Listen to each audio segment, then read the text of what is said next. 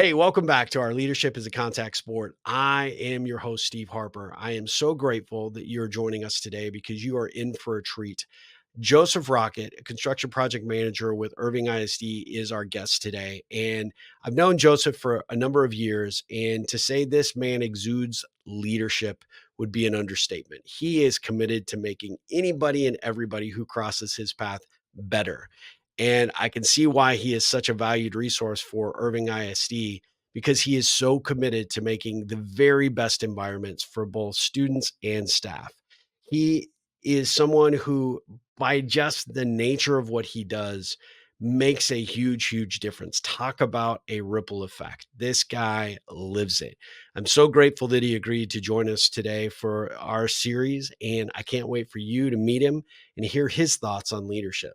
So let's dive in with no further ado. Let's talk to Joseph Rockett. Joseph, thank you so much for joining us for the Leadership as a Contact Sport. I am excited for you to be here. I sang your praises in your introduction, but I want you to just give us a little bit of your background and share a little bit about your kind of professional career. Background, went to college, Hampton University, architecture grad. Moved to Los Angeles shortly after graduation, practiced architecture there. Moved to Texas, started working some freelance stuff, and then ended up jumping into substitute teaching, um, and fell in love with education. I ended up teaching fifth grade math for a few years, then moved into CTE, and then from there administration with CTE, and then I've shifted over here to the facility side, doing construction project management. So it's been an amazing, an amazing journey. That's what I'll say so far. So as an architect by trade and education, what is it that has kept you excited about this aspect of your career for education? I think the thing that's a parallel that when you learn when you learn architecture, we just learn problem solving, right? And so Yep. I think one of the key things I take as a transferable skill to anything is just the ability to be a problem solver. And I think the beautiful part about it is that, I had parents that were in education, so I kind of knew of education. Um, but I really got an opportunity to dig into it once I got into the classroom. It's a special experience, I would say, for anybody that really want to know about education. Get in the classroom, close the door, you and the kids, we'll see what you're made of. Right?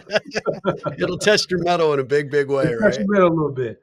But I think the connection between the two is that once you start to really understand the functioning space in a school, it makes it easier when you also think from a design standpoint and to think about how do we improve our facilities. What Yep. are ways to maintain facilities? What are some great products that should be being used to be future ready? So I think those things kind of come into play and they all work together. I love that you touched on this because one of the things that I sort of gave you accolades for in the introduction was the fact that you are really truly committed to creating the best environments for both students and staff and Yeah. optimizing that educational environment. Mhm. Why is that so critical as district leaders are maybe looking at, renovations or changes to their campus footprint that they really need to put the time and energy into optimizing that experience? School choice. Yep. Um, it is really just that simple. I think if you're going to compete, it's going to be your facilities, and then the things that you offer within those facilities is going to, kind of keep the school structure set up because, we as we look at how things are moving forward in administration and things of that nature, we really don't know where education is going to land out. So you have to be ready to pivot and see, because as school choice increases, the thing now is how do you market your particular district? How do you make sure that you're offering things that another district is not, or a competing charter school or private school is not? How do you stay competitive? And that's definitely one of the ways to be smart in facilities. Ah, that's a brilliant perspective. I love that.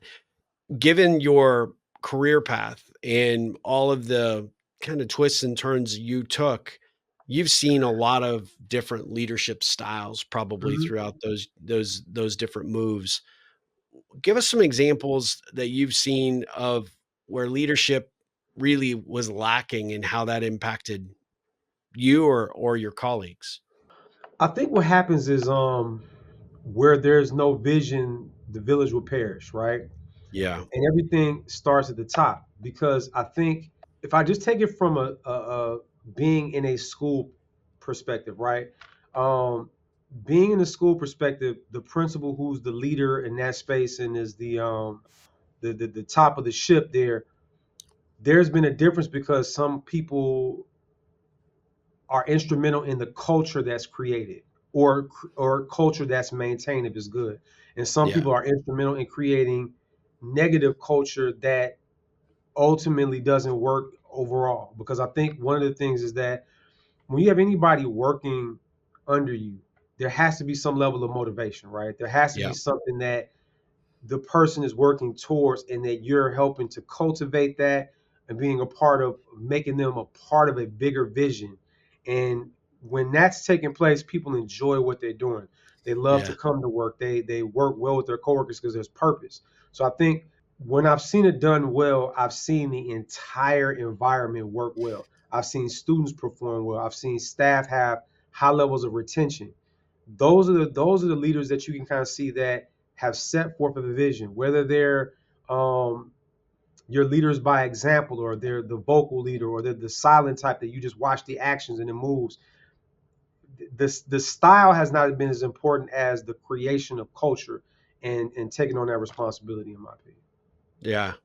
And when you don't have that and you have poor leadership at the like you said, running the ship, things just fall apart. And, They fall you apart. know, yeah, it can be detrimental to the culture and the environment, and that trickles Mhm. down obviously all the way to the students. I just interviewed a school board member from a district in Florida who was telling me about a study that said that superintendents and school boards, if they don't get along, they can trace that all the way back to how kids perform in standardized testing Yeah. because it does, roll downhill and it impacts every level of the organization. And so it's important to have a strong leader and have a leader that's committed to creating the best possible environment. And that starts from the top, but it's also from the bottom up, right?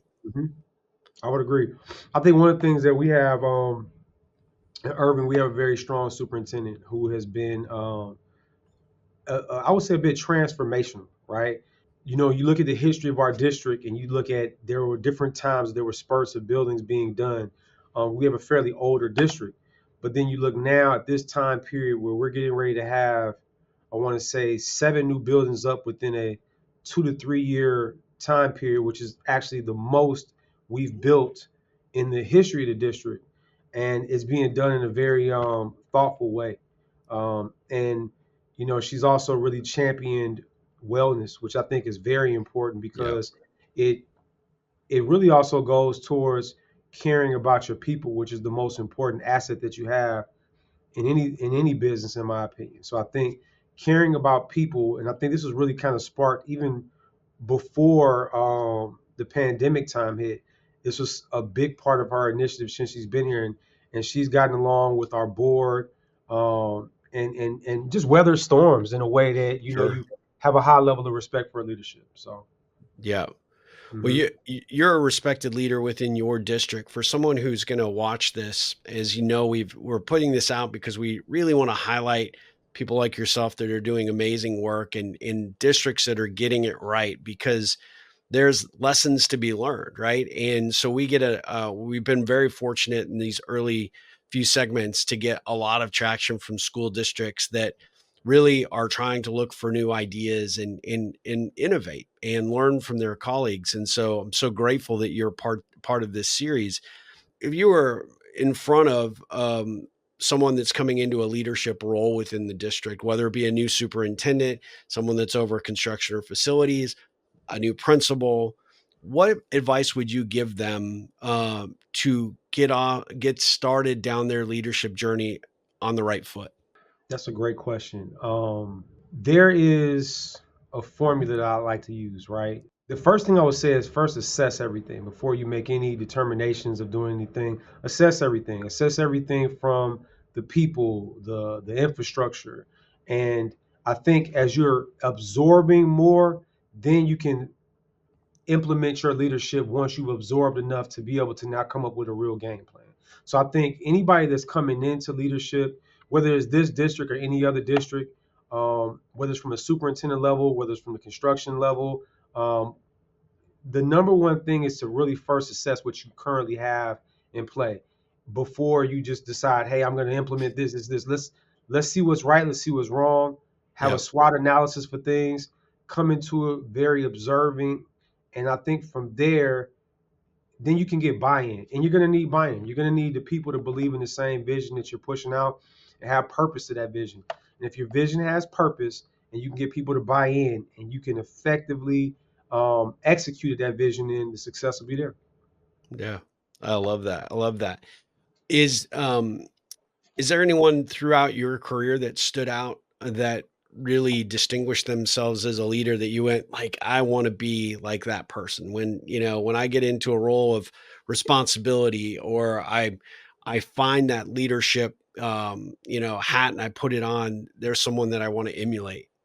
Did you have anyone in your prior work experience or in your personal life that really was a guiding principle for you as far as, sort of the great I'll give you example of two. leadership? I'll give you two. Okay, great. I will chime in again on our current superintendent, right? Um, Her pathway to get to the position that she's in is admirable. From the very beginning levels of education, coming in as an aide and working your way all the way up there.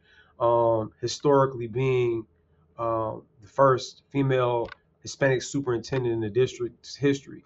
I think Wow. breaking those kind of barriers and being able to stand on a vision that matters to you. Like when you're pushing Yep. in a wellness space, when you're pushing something like that, before it's popular, before it's a catchphrase, you become a trendsetter. And I think that vision and that fortitude to push is admirable. In my personal life, I would say it's my father. Um, because I've been able to, one of the things about your father is that you get a chance to see him up close and personal. So you get a chance to see him. And I think he's always had a very cool hand Luke type of energy where I he love would that. never get up too high or never get too low. And I think that has always been an admirable quality in his leadership to me, being able to I be. love Yeah, that's so great. After having lunch with you, I thought your dad wouldn't end up making the list, but I wasn't sure. I didn't wanna make any, you know, presumptions there, right? Yeah, man. Yeah. I He's know, still let's switch gears for 1 sec. I mean, I know there. Okay. before you got into this space, right, Hmm. you played collegiate football. What did Yes, that sir. experience help you understand about leadership? Because I know in football, team sports in general, organized sports in general, really do become a hands-on learning lab for what it Mhm. takes to be a leader. But did you take any of those lessons and apply it towards your career? I mean, yeah, I would say from the very, very beginning, I've played quarterback since I was in the Pop Warner leagues, and that position has been the one I've done throughout my football, career per se, if you want to call it a career. Um, what I've always taken is that when you think about the sport of football, it's one that that there's no I in team, and it requires everybody to be on the same page. And I think one of the things that's important that I think from a leadership perspective, especially being a quarterback, you got to know what everyone does, right? You got to know what everyone does. You Your energy determines the energy of your team, right? If a mistake happens and you lose it, then your team will have a lack of balance. If you're able to maintain, I would call it quick amnesia, right? That plays over with, forget about it. Move Let's on. move Yep. on and move forward. I think they adapt to that when you can kind of lead by example is what I think is the most important part. I think that's what you see in sports a lot, where people in sports are not going to follow you unless they like what they see. And so, Yeah. therefore, if you spend more of your time being the example by your actions, your words just kind of are an aid to it, but your actions are going to be what really gets people to follow. I love that. I love that. Well, the Dallas Cowboys could use you at quarterback right now. I'm just saying. So We're Yeah, we're a what's little your bit in trouble standard? right Whatever you want to go with. now. I love it. Well, Mhm. when we look at this series, one of the things that has really struck me is how much hunger there is for learning colleagues learning from other colleagues. What do you do to create your inner circle of people that are your mentors or your go-tos when you run into a problem or you're struggling with something? Do you have that that kind of group for Yeah. yourself that you can rely on? And how did you form it if you do? I think one of the things was that it goes back to that whole team thing. When you're on the side of Yeah, facilities, there's a bunch of teams that have to work together, right? I have to work with pretty much everybody, whether that's from the administration side on the campuses, um, making sure that we communicate, whether that is working with the security team, working with the grounds team. I think what happens is that you don't pretend that you have more knowledge than you do. And what you can do is you can rely on others who are more experts in specific areas. And what you can do is you can kind of lean on each other's knowledge. There are some expertise places that I have that can help. So I find that when we build those relationships, we figure out how we can help each other. So it's a symbiotic relationship where we're both able to contribute. So I think that's kind of how I've built those relationships, man. And I think it's just been helpful because you know as we all help each other, we continue to sharpen each other as well. Because I've learned a whole lot more about technology, about being connected with our technology department, and again with security, just being able to see a lot of different things. So you see so many aspects of it that you can kind of help to incorporate. And so I think what happens then is there'll be some times that there's a design issue, and I can say, hey, well, let me go and talk to security and see does this make sense from that standpoint? Is there something else we should add in or we should consider there? Or without need to go to some of our technicians, our plumbers, just talking to everybody and yeah. valuing the output of everybody equally. I think because everybody can give you something. Yeah, absolutely. I love that. Tapping those resources when and where you can, and you only get that way when you actually go outside of your comfort zone to build those authentic relationships, right? That's how teams perform at a higher level is by creating a level of conversation and opportunity to learn from one another, but also not being too afraid to say, "Hey, I don't know," or "I Mhm. made a mistake and I own Yeah, it, but I need some help to get out of it, and need to learn from it." Right? it allows them to see that you're human, right? Yeah. Because you know you're gonna trust a human more than you trust a robot. Yep. So it's important for us to have that human touch to things as well. Yeah, I love that. I love that. Well, as we look to wind down, one of the things that I like to do is part of this series is taking some of these nuggets that you share, and we appreciate the ones that you've given us today on leadership. But we also like to get to know our guest a little bit, and so I asked some ripple connection questions that are kind of fun to ask and fun to answer. Hopefully, you'll be okay with them. But just a few things I'd like to, to be able to give our audience just a little bit more insight as to who Joseph Rockett is as a person. Um, what did the 7-year-old version of Joseph Rockett want to be when he grew up? Man, that's a good question because I can tell you this: the 10-year-old version of Joseph Rocket wanted to be an architect. Yeah. Oh, that's Yes, awesome. that part I remember vividly because I remember when I was younger, there was an area career center there when I think we were in the fourth or fifth grade. We got a chance to visit, and when I went, that was the first time I saw like a stick house built up with, like the plumbing and everything in there. Yep. I'm like, what is this? I'm like, what do you do to do this? And it was like, oh, that's you have to be an architect. Like, I want to be an Uh-huh. architect. That's awesome. Oh, And from there, just kind of stuck its way out and just kept moving forward. do you ever envision going back into that architect I world at do. some I point? do. Yeah. I think, one of the things that I really wanted to do and I had prayed for was the fact that, like, once I got into education, I knew I had a love for both. I had a love for Yep. architecture and a love for education. And I was just really hoping that I would have a way to marry them. And I feel like right now in this position, I have that. And, once I look to getting past retirement and education, the next step is probably going to do some consulting. Yep. Um, I love staying in the industry that I'm in now and just finding my way into the consulting side. and Love hopefully it. bringing my son into this Yep. construction arena. That'd be good. That'd be great. Mhm. If if you were to have the opportunity to put a piece of advice on a billboard that people would drive by every single day on the way to work or on their way home, what would that advice be? Live now or be present, either one of the two. Those those are both good. I love that. I love that. When you think about the people that you've impacted, colleagues, friends, family, what's the best thing someone you would love to hear somebody say about you? Um, that he listened to me. He actually cared what I had to say. I think Yep. that's a big thing that I think matters in relationships. You know, Yep. that they're authentic. You know, that many times people don't have a lot of people to actually talk to, the real conversations. Yep. Um, and I think being able to have a genuine ear to people is a great gift to give. And you know, if there was anything that I would hope that someone would say was like that he actually listened and actually cared about what I had to say. That's awesome. I love that. And I can tell the audience from firsthand experience, you're exceptionally good at that and it's most appreciated. Thank you. I Very appreciate it. yeah, you're very, very good at it. What what do you consider your superpower? Problem solving, simple and plain. Like Yep. it doesn't matter what it is. I want to figure it out, and I I'll love find it. a way. Yep. That's awesome. That's awesome.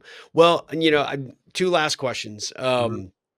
When you hear the word the ripple effect, what crosses your mind? What does that mean to you? When I hear the word the ripple effect, the first thing I think about is there had to be a rock that hit that water to make the effect happen. So I Yep. always think about what was the rock to create the ripple effect.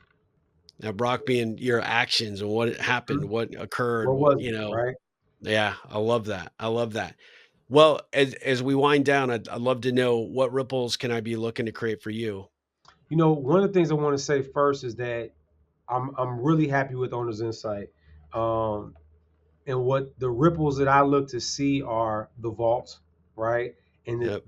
the things that you guys have coming in the future to just kind of continue to adapt to be useful in ways that maybe we don't see now that become something that we need more later. I love the fact that you guys have been very you've been very focused on hearing the needs and finding ways to make adjustments, and I think it's really helped us to be able to utilize the software great. So I look forward to those ripples because I think you guys have a pulse on where things are going and how to be a part of that. Well, I appreciate that. We will do our best. I can't wait to show you some other stuff we got coming. That's I think you're gonna love. But Joseph, I just want to say and express this as heartfully as I possibly can. I'm so blessed and grateful that we get an opportunity to work with you.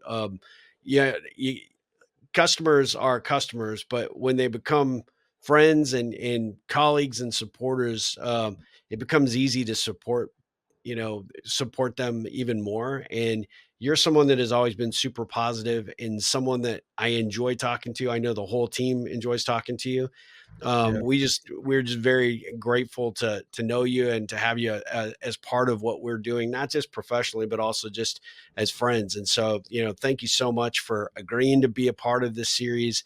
I have mad respect for you and your leadership style and the approach that you take. The district is super lucky to have you, and we're super lucky to have the opportunity to work with you. So we're so grateful for you to be a part of this. appreciate it, man. Appreciate it. All right. Well, hey, we'll be back again with another segment very soon on leadership as a contact sport. But until then, Joseph, take care and ripple on. All right. Take care.